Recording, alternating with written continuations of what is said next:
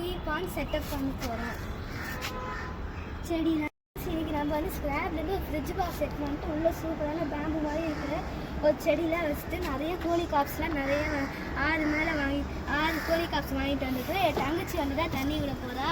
கேட்டு பார்த்தா அவள் விடலை. கோழி பாண்டில் டேப் போட்டு நிற்கிறோம். நம்ம அப்பா தான் டேப் போட்டு நிற்கிறாங்க. கொஞ்சோண்டா தண்ணி போட்டு வச்சுக்கிறேன். கோழி காப்ஸ்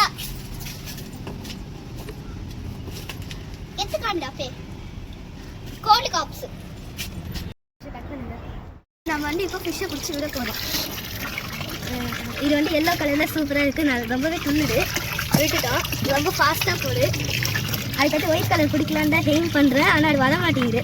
பிடிச்சிட்டேன். இது ரொம்ப ஃபெடரியாக இருக்குது. விட்டு பார்க்கலாம். அடுத்து காக்காலாம் வந்து தூக்கின்னு போகாமல் இருக்கிறதுக்கு ஒரு பைப்பு. திருப்பியும் எல்லோவே தான். விட்டாச்சு.